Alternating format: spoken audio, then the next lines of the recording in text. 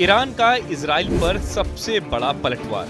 Iran के हमले से इजराइल में भारी तबाही। तेल अवीव और हाइफा में ईरान का कहर। ईरान पर एक साथ 100 मिसाइल से वार। हर बदलते दिन के साथ इजराइल और ईरान के बीच जंग भीषण होती जा रही है। इजराइल के हमलों से बौखलाया ईरान। इजराइल के एयर स्ट्राइक और ड्रोन हमले का जवाब ईरान बैलिस्टिक मिसाइल से दे रहा है। ईरान के हमले में इजराइल में कई लोगों की मौत हुई है और 100 से ज्यादा लोग इन हमलों में घायल हो चुके हैं। ईरान की तरफ से बल्क में किए जा रहे ड्रोन और बैलिस्टिक मिसाइल से इजराइल में हाहाकार मचा हुआ है। आधी रात को ईरान ने इजराइल में बेइंतहा बारूद बरसाई। अचानक इजराइल की राजधानी में युद्ध के सायरन बजने लगे और आसमान में धमाके होते दिखाई दिए। इजराइल की राजधानी तेल अवीव में ईरान की मिसाइलों ने तांडव मचाया और उसमें इजराइल की कई बिल्डिंग तबाह हो गई। तेल अवीव से सामने आई तस्वीरों में साफ देखा जा सकता है कि भारी तादाद में मिसाइलें तेल अवीव को टारगेट कर रहे हैं और इजरायली एयर डिफेंस सिस्टम उन्हें रोकने की कोशिश कर रहा है।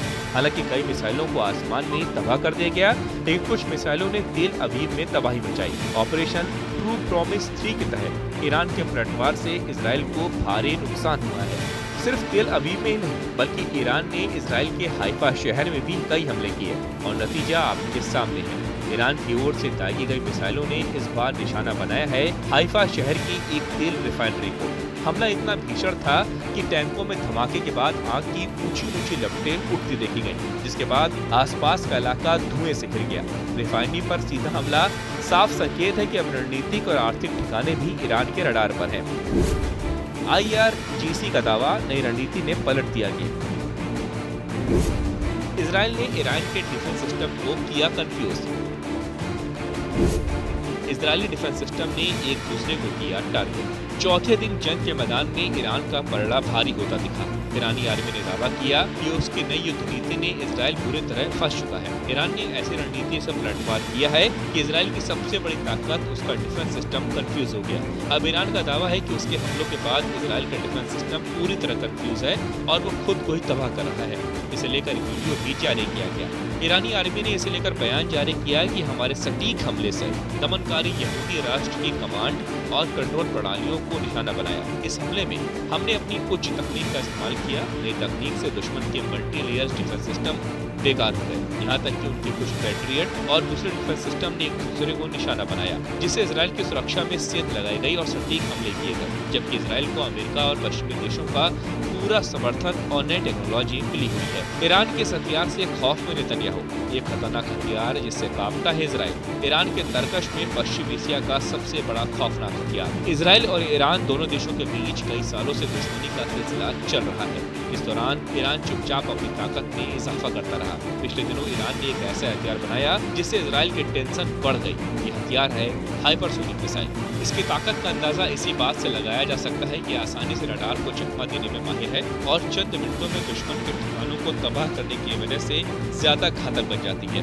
ईरान के पास आज कई एडवांस बैलिस्टिक और क्रूज मिसाइलें हैं। इसमें फतेह 110, इसमें फतेह 110, शहाब 3, जुल्फागार और खोरम शहर शामिल है। इनका इस्तेमाल अब हाइपरसोनिक टेक्नोलॉजी से लैस मिसाइलों से हो रहा है। ये मिसाइलें 2000 किलोमीटर तक की दूरी तय कर सकती हैं, जिससे इजराइल भी आसानी से आ जाता है। हाइपरसोनिक मिसाइलों की खासियत ये है कि ये आवाज की गति से 5 गुना तेज टारगेट पर मार करती है, जिससे दुश्मन के एयर डिफेंस सिस्टम को चकमा देना आसान हो जाता है। और इसी का इस्तेमाल अब ईरान इजराइल के खिलाफ कर रहा है। ईरान के अचूक हथियार से इजराइल परेशान, एडवांस मिसाइल से उड़ाई नेतन्याहू की। ईरान की हाईटेक मिसाइलें इजराइल के रडार सिस्टम को चकमा दे रही है, जिससे उसका डिफेंस सिस्टम बेअसर होता दिख रहा है। मिनटों में टारगेट को निशाना बनाने में इजराइल में तबाही का आलम है और इस वजह से ईरान की लड़ाई से उसे भारी नुकसान उठाना पड़ रहा है। ईरान इजराइल पर चौतरफा वार कर रहा है, जहां एक तरफ वो फतेह एक मिसाइल से इजराइल को मुंहतोड़ जवाब दे रहा है, तो वहीं दूसरी तरफ कूटनीतिक तौर पर भी अभी युद्ध के लिए इजराइल को जिम्मेदार ठहरा रहा। हालांकि इजराइल ने दावा किया था कि परमाणु कार्यक्रम नहीं रुकने की वजह से ईरान पर बड़ा खतरा बन रहा था। हालांकि इजराइल ने दावा किया था कि परमाणु कार्यक्रम नहीं रोकने की वजह से ईरान बड़ा खतरा बन रहा था, इसलिए उसने तेहरान पर हमले शुरू किए। इस पर ईरान का दावा है कि वो परमाणु समझौते के लिए तैयार है और ओमान में छिपे दौर की बातचीत होने वाली है। जिस तरह से युद्ध आगे बढ़ रहा है, उससे साफ है कि आने वाले दिनों में तबाही की एक कहानी लंबी चलने वाली है। ईरान साफ कर चुका है कि युद्ध नहीं चाहता। अगर इजराइल हमला न करे तो ईरान भी पलटवार नहीं करेगा, लेकिन इजराइल की तरफ से फिलहाल शांति के आसार दिखाई नहीं दे रहे।